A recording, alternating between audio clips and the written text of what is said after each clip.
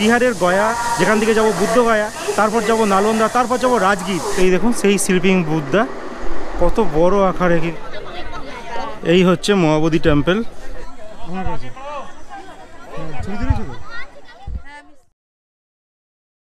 Hello, welcome back to নতুন একটা সিরিজে আপনাদের সবাইকে স্বাগত। আর আজকে সিরিজ থাকতে চলেছে নতুন একটা অধ্যায়ের সূচনা, যেখানে আমরা দেখব বিহারের গয়া, যেখান থেকে যাব বুদ্ধগয়া, তারপর যাব নালন্দা, তারপর যাব রাজগীর। এই তিনটে জায়গার উপরে তিনটে আলাদা আলাদা ভিডিও আসতে চলেছে এইবার। আর এই ভিডিওতে শুধু থাকবে বুদ্ধগয়ার উপরে ভিডিও। তো আপাতত আমি হাওড়া স্টেশনের 9 নম্বর প্ল্যাটফর্মে দাঁড়িয়ে রয়েছি, যেখান থেকে আমি হাওড়া বিকানের এক্সপ্রেস ধরবো, যেখানে রাত্রি 11:25 আমার ট্রেন ছাড়বে হাওড়া থেকে। আর আমি পৌঁছাবো আগামীকাল সকাল 6:25 গয়া স্টেশনে।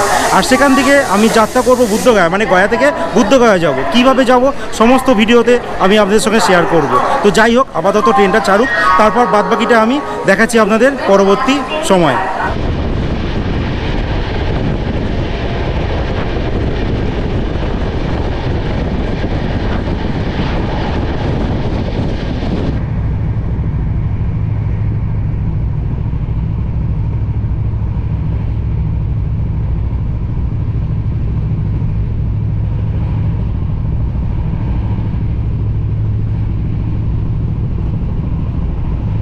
প্রায় 7 ঘন্টার রাত্রেবেলা জার্নি করার পর এখন পৌঁছে গেলাম গয়া স্টেশনে। এখন সময় হয়েছে 6:31, টাইম ছিল 6:25। মোটামুটি এই 6 মিনিট মতো লেটে পৌঁছেছি গয়া। এবার স্টেশনের বাইরে যাব, স্টেশনের বাইরে গিয়ে কোনো একটা গাড়ি বুক করব, গাড়ি বুক করে আমরা যাব বোধগয়ার দিকে। আর সেখান থেকে একটা হোটেল নেবো, সবই দেখাবো আপনাদেরকে। তো আপাতত এই স্টেশনে দাঁড়িয়ে রয়েছি, এবার স্টেশন থেকে বাইরের দিকে যাবো, একটা গাড়ি ধরি, দেখি গাড়িটা কেমন কি রেটে পাই। চলুন তাহলে দেখা যাক। আমরা এই একটা অটো নিয়েছি, অটো পার হেড 40 টাকা করে নিচ্ছে বোধগয়া অবধি পৌঁছে দেওয়ার জন্য। গয়া স্টেশনের বাইরে আছি, আর এখান থেকেই আমরা এই অটোগুলো পেলাম। মোটামুটি এরকমই রেট চলে পার হেড। তো আপাতত এই আমাদের টোটোতে উঠবো, উঠে দেখা যাক ওখানে কেমন কি রেটের হোটেল আমরা পাই। তো আমরা এখন এসে পৌঁছে গেছি, এখানে একটা হোটেল নিয়েছি বোধগয়াতে। আর এই বোধগয়াতে হোটেল নেওয়ার পর আমরা সাইট সিনে বেরোবো। তো এর আগে আমরা স্টেশন থেকে এলাম একটা অটো করে, সেটা আপনাদের দেখালাম। বাট তারপরে আমি আর ভিডিও কমপ্লিট করতে পারিনি। তো আমার পিছনে যে হোটেলটা দেখছেন, এই হোটেলটাই উঠেছি। ভাড়া এই 400 টাকা মতো নিয়েছে, রেট এরকমই হয় 400-500। সিজন অনুযায়ী কিন্তু রেট একটু বেড়েও যায়। 400 টাকায় পেয়েছি। আর এই হোটেলটা রয়েছে।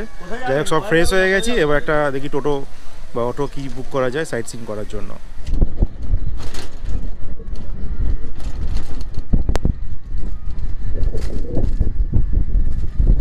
আমরা এই বোধগয়াতে সবার প্রথম যে ট্যুরিস্ট স্পটটা এলাম, আর তার আগে বলি আমরা কিন্তু এখানে ট্যুর স্টার্ট করেছি। একটা টোটো এখানে ভাড়া করেছি, সারাদিন ঘোরাবে।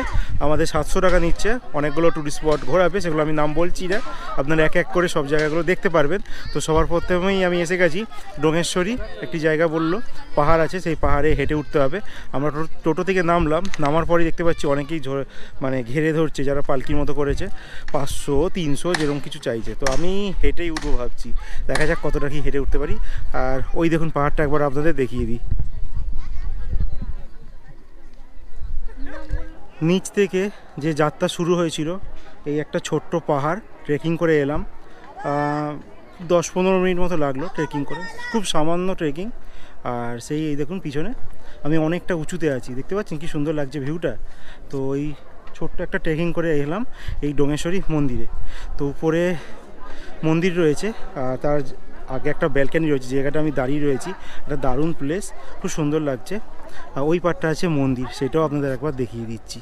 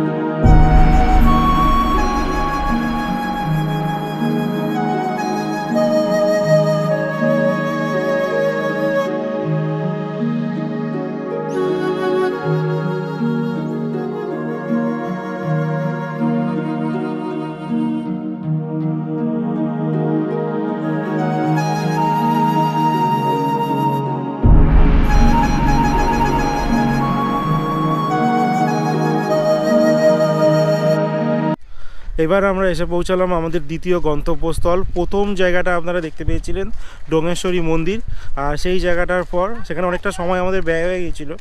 আর এবার আমরা এসে পৌঁছালাম স্লিপিং বুদ্ধা যে স্ট্যাচু আছে, তো সেই জায়গাটা এসে আমরা পৌঁছালাম।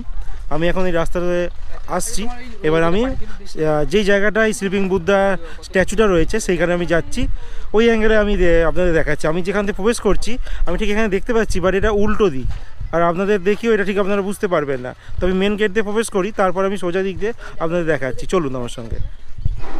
এখন আমরা এসে পৌঁছেছি ওই আপনাদের নিচেই বললাম যে স্লিপিং বুদ্ধা যে স্ট্যাচু যেখানে আছে সেখানে। তো এই দেখুন সেই স্লিপিং বুদ্ধা, কত বড় আকারে কিন্তু এই স্ট্যাচুটা আমরা দেখতে পাচ্ছি। আর এখানে যারা আপনারা দেখতে আসবেন টাইমিং আপনাদের বলে দিই, সকাল 7টা থেকে বিকেল 6:30 অবধি কিন্তু এখানে আপনারা দেখতে পারবেন, তারপরে কিন্তু ক্লোজিং হয়ে যায় 6:30টার পর। এবার আমরা এসে পড়লাম মহাবোধি টেম্পল। আর এই বুধগয়ার এটাই মেন আকর্ষণ, মহাবোধি টেম্পল। আর এখানে দুপুর 2টোর মধ্যে কিন্তু বন্ধ হয়ে যায়। আমি ইতিমধ্যে যখন পৌঁছেছি, এখন 1টা বাজে, দেখা যাক কতটা কি দর্শন করতে পারি। আর এখানে ইলেকট্রনিক্স গেজেটের কিছু একটা প্রতিবন্ধ আছে, মানে ভিতরে নিয়ে হয়তো প্রবেশ করা নিষেধ আছে, তো সেটাও আমি আপনাদের জানাচ্ছি।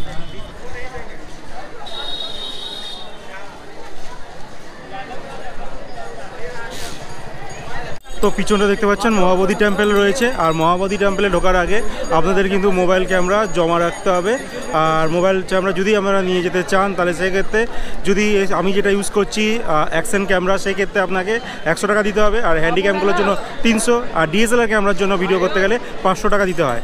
আর মোবাইল একদমই অ্যালাউ নয়, মোবাইল জমা দিতে হবে। আর স্মার্ট ওয়াচও কিন্তু জমা দিতে হবে, আর সঙ্গে জুতোও কিন্তু জমা দিতে হবে। তার জন্য কিন্তু কোনো পয়সা লাগে না, পুরোটাই কিন্তু নিঃশুল্ক। তো এখন আপাতত আমার মোবাইল আর স্মার্ট ওয়াচ জমা দিয়েছি, আর আমার এই গোপোটা নিয়ে যাচ্ছি, 100 টাকা গেল আমার। আর এবার জুতোটা জমা দেবো, তারপর আমি ভিতরে এন্ট্রি করব।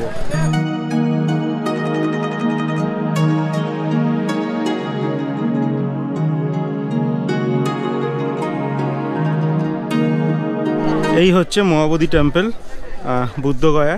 আর এইটাই হচ্ছে আসল মন্দির বলে। এই বুদ্ধগয়া ট্যুরে আপনারা যখন আসবেন, এই মন্দিরের দর্শন কিন্তু অতি অবশ্যই করবেন।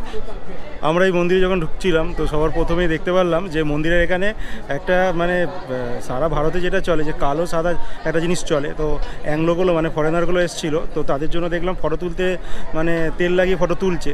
আর আমার সঙ্গে বন্ধু এসছে, তো ও যখন একটা ছবি তুলতে গেছে, তো কালো টালো উল্টো পাল্টা বলে দিয়ে ভাগিয়ে দিল যে ছবি তোর মুখ তুলবো, ওদের মুখ তুলবো। তো বুঝতেই পারছেন যে সব জায়গায় চলে, মানে আর বললাম না, আপনারা বুঝে যান বাকিটা।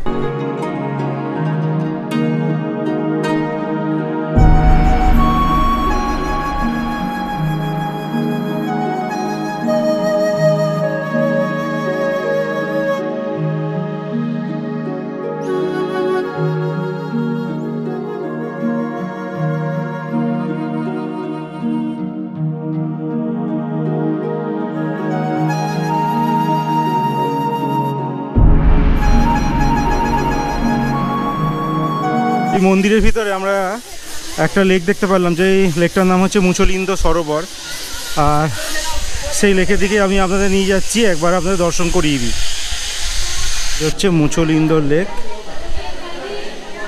এই হচ্ছে সেই মুচলিন্দ লেক।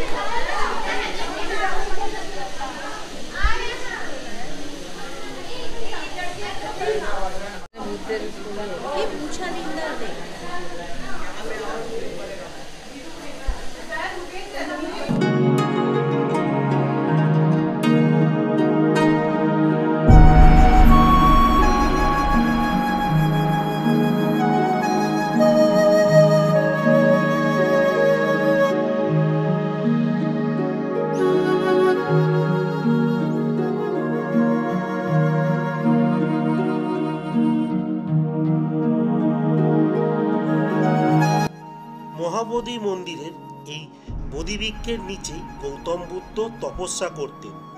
পুরনো কথা অনুযায়ী সম্রাট অশোক যখন বৌদ্ধ ধর্ম গ্রহণ করবেন ভাবলেন, তখন তার অন্যতম স্ত্রী ত্রিশাক্ষিতা গাছটি কেটে দেন।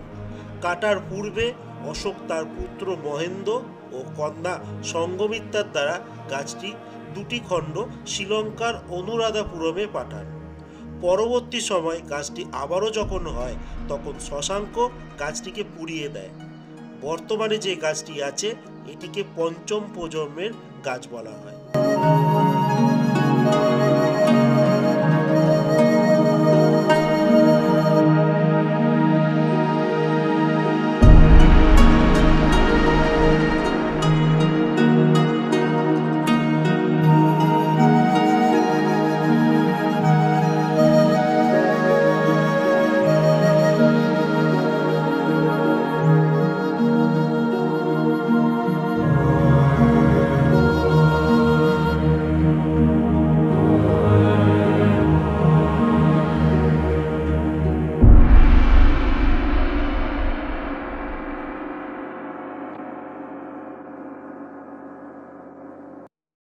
ঘুরতে ঘুরতে আমরা এখন এসে পড়লাম মেট্টা বুদ্ধা টেম্পেলে। আর মেট্টা বুদ্ধা টেম্পেলে কিন্তু দেখতে পারলাম লেখাই রয়েছে ড্রোন ক্যামেরা অ্যালাউ নয়। আর আমি তো আমার ড্রোন নেই, সেই চিন্তাও নেই। আর ক্যামেরা নিয়ে ভিতরে প্রবেশ করবো, আর জুতো বাইরে রেখে তারপর কিন্তু ভিতরে প্রবেশ করতে হবে। তো সর্বপ্রথমে জুতো রাখবো, যার জন্য কোনো চার্জেস কিন্তু লাগে না।